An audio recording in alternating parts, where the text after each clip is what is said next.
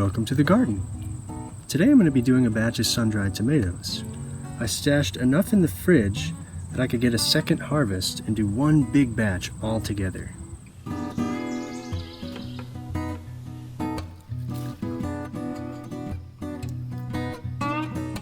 So I've given these a good rinse and they're already starting to air dry.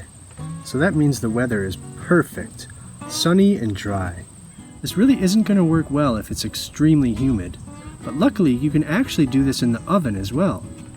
Now we need to split them in half so that they dry a lot faster. Now I think the seam is right here, but we want to go perpendicular to that seam.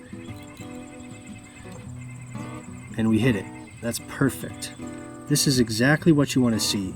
Two open halves where the seeds are exposed like this.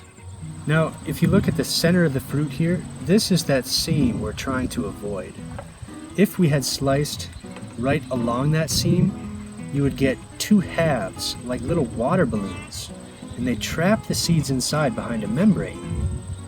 Let's see if I can show you on this one. I think that this is the seam, right in the middle here. So we'll slice with it.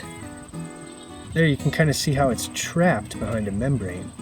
So again, you want to try and find that seam and cut at a 90-degree angle, perpendicular. Slice right down the middle, and you should get those beautiful seeds. Now these just have that raw tomato flavor that can be a little bit sour. So I actually like to remove these, especially on the cherry tomatoes. It makes them so sweet. And look at all that extra moisture. And when the fruit is split in half like this, it's extremely simple. You just push them out with your thumb. And this is going to have, to me, a much better flavor. It's going to be sweeter, and it's going to dry a lot faster.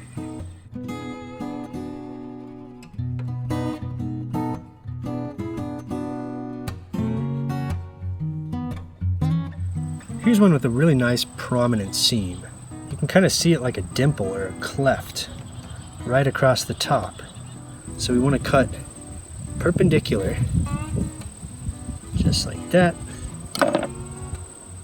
And bingo, we got those beautiful, beautiful seeds. Very simple to remove. Perfectly fine to use tomatoes that aren't 100% ripe. They're just not going to be as sweet, but they still dry just the same. So I'm going to go ahead and use these two. Now the green ones are a little bit too firm, so I'm not going to use these, but we can ripen these up a little bit and maybe use them next week. These are going to be so tasty. Glad we finally got some dry weather.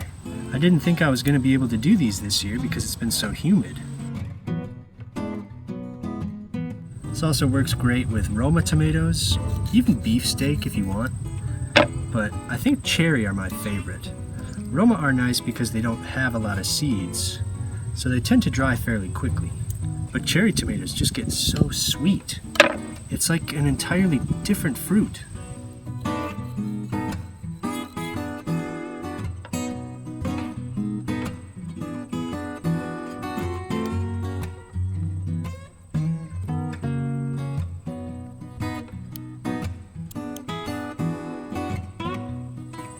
Now we're ready to dry these out. So if you're doing this in the oven, you want to do it at the lowest possible temperature, about 150 if you can. You can even use a rack to let it breathe really well, and you always want to set them face up. That way that moisture has a chance to escape. The skin is very, very tough. It really doesn't release moisture well, so the skin will crinkle, but the moisture won't evaporate if it's face down. It'll actually kind of steam and just be really messy. If you're doing this the old-fashioned way like me, you want to cover these up while they're in the sun. So we can do this with cheesecloth or even paper towel, but because those are white, they're going to reflect a lot of that heat, and they're also going to absorb moisture and can stick to the tomatoes. I actually use two screens sandwiched together. These are just repurposed window screens. These breathe extremely well, allowing our tomatoes to dry out.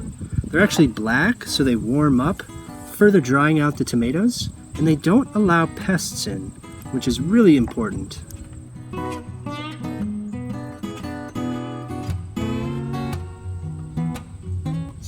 I'm just going to set them up right here in the garden on top of one of my lettuce containers.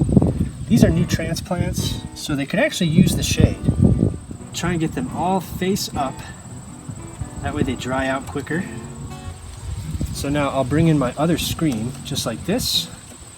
And that's not even touching the tomatoes. So now these are really well covered. They can breathe because of all those little holes, and they're getting lots of direct sun. So these could dry out in as little as 1 day.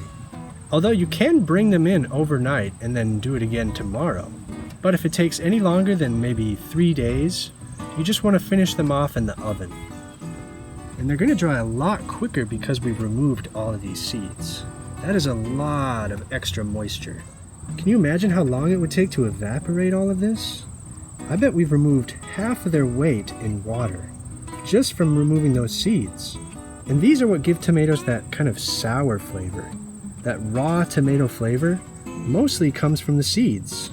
So these are going to dry quickly, they're going to be very sweet, and we end up with just a beautiful finished product.